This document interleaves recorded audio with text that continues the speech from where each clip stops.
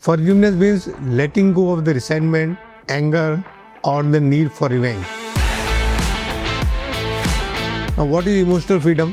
That means you are not thinking about somebody else. You are only thinking about your growth, about experiencing love, about experiencing happiness, about growing in life.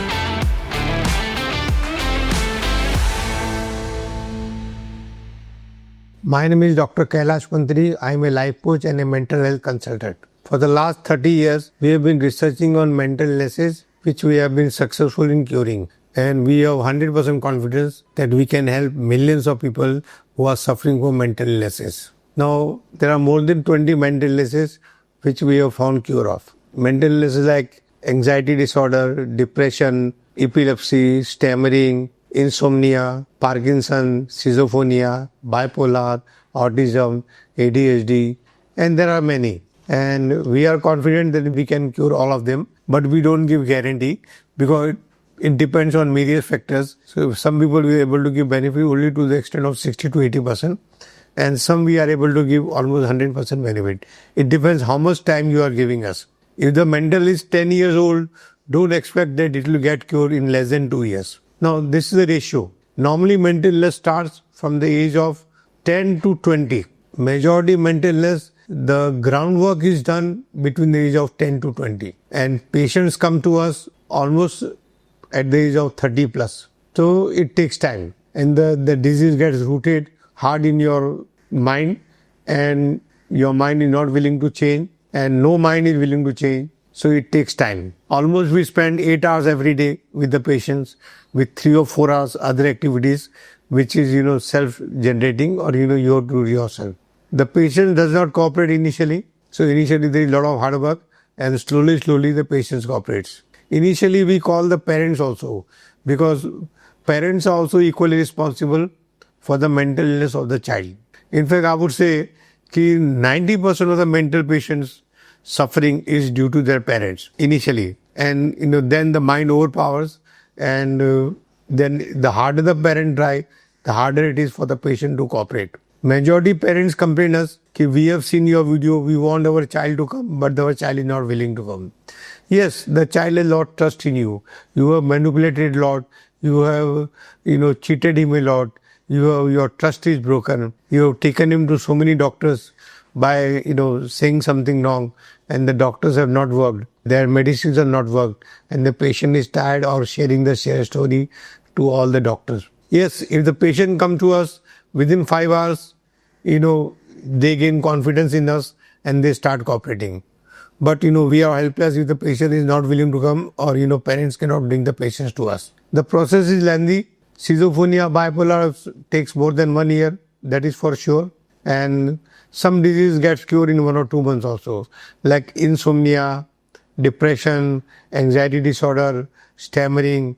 They get cured within a month or 2. Epilepsy takes a bit longer, maybe 100 days or maybe 1 year. And schizophrenia, autism, they take roughly 1 to 3 years for curing a person. It is a residential course. Initially, we don't give residential treatment for first 5 days or 10 days, or we take the patient and the family to a resort in some hill station, and we spend time there, gain their trust, and then we admit them in our residential camp. Today we'll be talking on a very tough topic. The patients, it is difficult for them to do it, and the name of the topic is forgiveness. Now, mental patient means disturbance of mind. It is not lunatic. Be careful. Mental patient doesn't mean pagal or lunatic. It only means their mind is disturbed.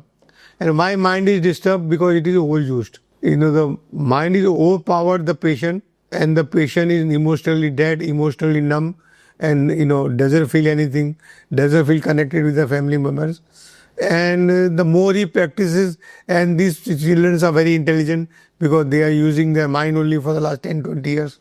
So they become very intelligent, they become very logical. We have to use a lot of logic in explaining them that to open their heart is the best way of healing their disease. So let's begin the topic. What is forgiveness? Why one should forgive? What forgiveness is not? What is the benefit of forgiveness? And finally, what is my final message for patients who are suffering from mental illnesses. So first we tell you, forgiveness is not telling people that what they have done is right. No, this is hypocrisy. If you feel something wrong has been done, you should be able to say it, that something wrong has been, but you have to say it in a way that does not disturb the other person also. It is about freeing yourself from the pain, from anger, from sadness, and from the past. Normally it is seen that mental patients, they live in the past. They don't have their present, they don't have any future. So they live in their past memories, and all their past memories are bad memories which they remember. Not that they don't have any good memories, but that is not in their focus, that is not in their radar, and they remember only what wrong has happened with me, what injustice has done to me, and what mistakes people have done with us. So let's understand what is forgiveness. Forgiveness means letting go of the resentment, anger, or the need for revenge. Now these three things are important: resentment, anger, and the need to take revenge. Normally it is seen that patients are very resentful of their parents. They want to take revenge, but they are helpless and they are full of anger. Forgiveness means stop feeling angry, resentment towards someone for an offense or a mistake. It is a personal decision to stop carrying emotional pain from the past events. Forgiveness does not mean forgetting. It means choosing peace over bitterness. And mental patients are very bitter in their relationship. Forgiveness could be about others, and it could be about yourself also. Now, I remember a patient who came to me in 1997. He was a schizophrenia, and that time was the first time I was researching on schizophrenia. I called him for a 2-day session. It was almost 12 hours a day. So 24 hours we spent together, and we talked about various topics, and lastly we took the topic of forgiveness. When I talked on forgiveness for 3 hours, he was boiling from inside. His eyes were red, he was full of anger, and at one moment he told me, I'm thinking of taking revenge for the last 10 years, and do you think within 3 hours I will forgive people? No, that person has spoiled my life. I will not forgive him for the lifetime. Then we went ahead with the conversation. His anger again built up, and a moment came when his anger was so built up that he was staring at me to such an extent that I also thought that he may hit me. But with some processes, we calmed down his anger, and within an hour or two, he got relaxed. He started crying, and then he shared, Sir, when you were talking about forgiveness, I had a thought, if the person comes in front of me right now, I could have killed that person. So that was the anger, that was the resentment, that was the emotional pain the patient was carrying. And we removed all of it. But now we don't take this topic in the first 2 days. We take time. We do a lot of groundwork before taking this topic, because this is the hardest thing to do for the mental patient. Especially for a schizophrenia patient, this is the hardest thing to do. So we also have changed our design, learning from the past many years that no, it's not easy to forgive person who is carrying their pain for 10 years, 15 years, 20 years. And we also have slowed down so that, the reactions are less from the patients, and we don't come across dangerous situation where the person feels like, throwing things or, hitting or shouting or spoiling the atmosphere. Now let's understand why forgiveness is important. Now this is the most important topic. That why it is important to forgive. And all the reasons are not to forget. Then also why it is important to forgive. First thing you have to realize is holding on to anger and hurt only causes more pain. So you may have faced some pain when the incident happened, but if you're holding on to that pain, it increases over the period, and the pain is very often exaggerated. Forgiveness brings emotional freedom and mental clarity. Now what is emotional freedom? That means you are not thinking about somebody else. You are only thinking about your growth, about experiencing love, about experiencing happiness, about growing in life. And what is mental clarity? Mental clarity is why you are born, what is the purpose of your life, and what things you are capable of doing, what future you will create for yourself. It improves your mental health, your sleep, and your relationship. That means if you want good mental health, good sleep, and good relationship, you should forgive. It helps you to take back control of your life. Now, right now, your remote control is with somebody else. The moment you remember that incident, you are not the same person and you are stuck.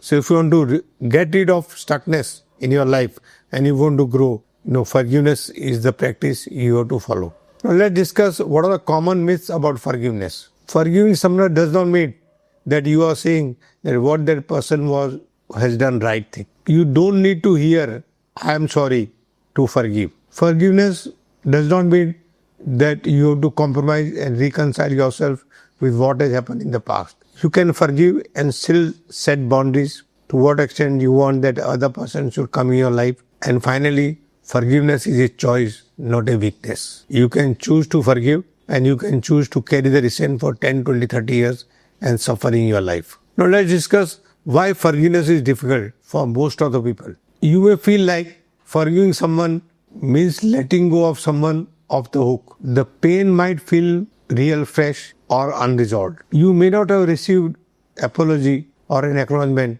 that the person says, yes, what I did was wrong, and you do not get that. You may struggle with self-forgiveness also due to feeling of guilt and shame. Now let's take another question. How to practice forgiveness? Acknowledge the pain. Don't ignore or avoid it or deny it. Accept that past cannot be changed. What has happened has happened. Now, what interpretation you can give to the past event, what learning you can do from the past event, and how you can focus on your growth, that is a choice. Choose to release anger for your peace. Peace is more important than carrying resentment, anger, frustration. Focus on what was there to learn in that situation or how you can grow using that incident. If you are forgiving yourself, remind yourself your mistakes does not define you. Mistakes are the part of life and it is a part of process of learning. Now let's discuss another topic, signs and symptoms that you are healing through forgiveness. You stop replaying the incidents in your mind frequently. You feel less angry, less bitter when you remember the incident. You start wishing peace for yourself and for others. You feel lighter, calmer and more focused on your growth in your present life. Now let's discuss what forgiveness is not. Forgiveness is not approval, that you approve that what happened was the right thing to happen. It is not forgetting or pretending to forget. It is not waiting for the others to fix the situation. It is not allowing harm to continue. Forgiveness is not that happens overnight. It's a process. It takes time. I almost took 2 to 3 years to forgive all the people in my life who had hurted me, and it is a process. It takes time. Now let us talk. What is the final message I have to give to people who don't want to forgive, who don't want to practice forgiveness? Firstly, forgiveness is godliness. It is a godly quality, and you have to practice that godly quality to be happy, to experience love, and to grow in relationship. Forgiveness gives relaxation, freedom. It relaxes your mind. Forgiveness brings happiness. It builds relationship. Forgiveness comes from the heart. So you have to be emotional. You have to feel the situation and not think logically and be head oriented. Forgiveness kills egos. Your ego also and the other person's ego also. Love brings forgiveness. If you can experience love for the other person, you will feel like forgiving the other person. Forgiveness brings completion. You feel complete, relaxed, not bothered about what has happened in the past, and you grow from the past. Forgiveness is the greatest gift you can give yourself and to the world. And finally, forgiveness comes through maturity. The more mature you are, the more forgiving you will become. Now let's discuss some smaller points also on my final message. Forgiving isn't about changing the past. It's about changing how the past affects you in the present. Whether you are forgiving yourself or others, the first step is it will bring peace. The first step is choosing peace. The mental patient, peace is the last priority. Revenge, frustration, resentment is the first priority. Let go not for them, but for yourself. You deserve to be free from the weight of anger, regret, and resentment. Forgiveness is not a weakness. It is one of the strongest things you can do. And only strong people can forgive. A weak people cannot forgive. I am ending this topic here. I hope you have found value in it. If you like this video, share this video, subscribe to my channel, and write something on the comment so that we are motivated to produce more videos of this type. And any other topic you want, any videos, just write it in the comment. We'll produce video on that topic also. Thank you.